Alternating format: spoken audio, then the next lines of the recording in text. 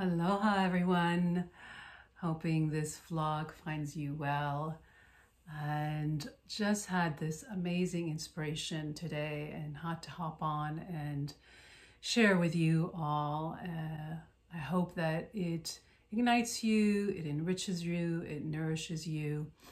I have been practicing Reiki for almost 20 years. Actually, it is 20 years, 2024, and I'm really still blown away at its amazing power. And actually, in the later part of my years with Reiki is really when my awareness of the power of self-treatment began to grow. I don't think that I did as much in my earlier years. I was really just so kind of passionate about sharing it with people and teaching people. I might have done treatments here and there, but in the later years, I'd say like in the past 15 years, my self-treatments have just been growing and growing and growing, and I am in such awe. And oftentimes when we're Reiki trained, we really, and I think really just kind of across the whole energy medicine, self-healing, psychic, yogic or meditative,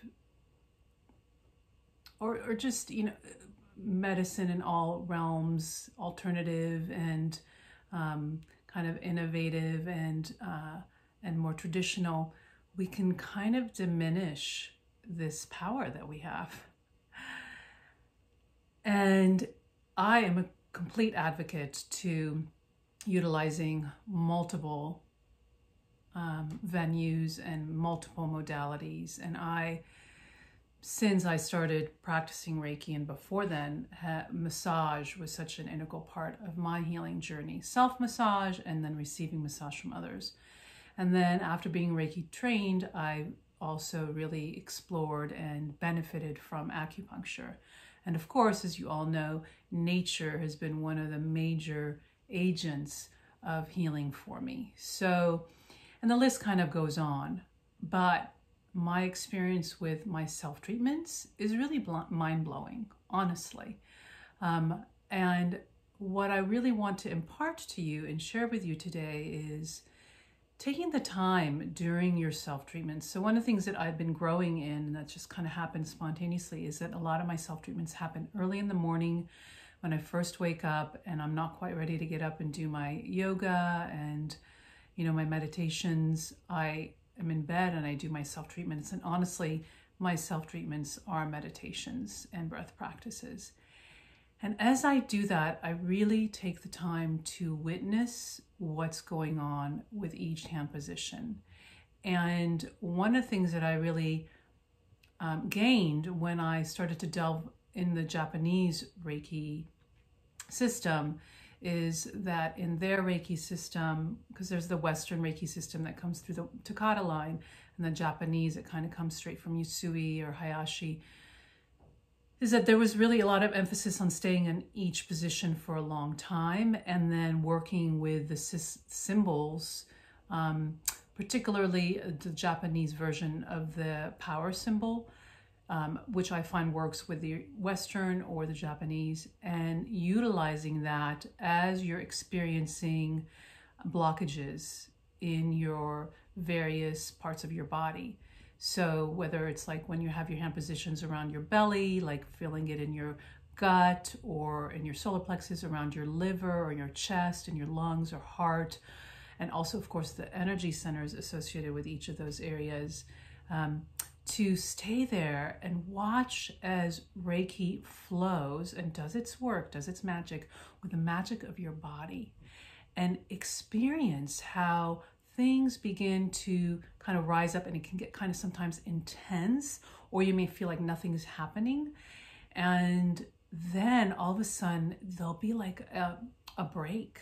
There'll be like a release. Oftentimes for me, I feel a twinge and I literally feel an adjustment where I literally feel like a little crack in my spine, like a chiropractic adjustment. And I feel prana kind of flow and chi flow in that area. And sometimes I'll feel just tears pour out. Sometimes I know what it's about. sometimes I don't, and it's just like this emotional, energetic release. And often I'll just feel like everything kind of like a domino realign itself and reintegrate. And obviously it's affecting my endocrine system, all of my glands. Obviously it's affecting my tissue, my muscles, my bones, because everything is connected. And what I have really found over the past 20 years is that that consistent practice is really what works, because it just has a kind of continuous flow that builds on each other. And then of course, as I'm staying in the treatment, sometimes those treatments are like, 20 minutes, sometimes they're half an hour. Sometimes I've gone to 2 hours of a self-treatment because there's so much clearing out and realigning. And it's not an effort. It's just really just feels like I'm bathing myself, and nourishing myself. And what's amazing about it is that it's just right here. Like it's in here, and it's in here, and it's in my field, and it's my connection to source. It's my connection to my soul energy. That is Reiki. So I can do this anywhere at any time, and that's pretty phenomenal. And I had direct experience of that when I was in Egypt.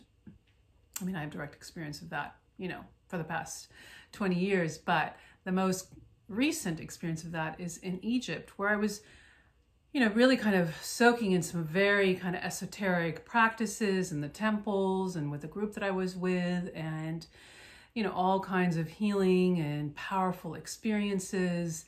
But honestly, my self-treatment was like a saving frigging grace through all the intensities of travel, and also kind of some of the intensities of the new experiences that I was having. And I was just so grateful to have like my self-treatments every night and morning. It was just such a comfort, such a nourishment. So I just really want to inspire you, whether you've been trained by me or trained by other people, to really not underestimate your self-treatment practices, particularly Reiki. Obviously, I'm advocating that, and really invest in that, really witness that. And of course, if you're, my intention with this video is just to inspire you, kind of ignite you to just do it and reconnect with your material, reconnect with whatever that you have.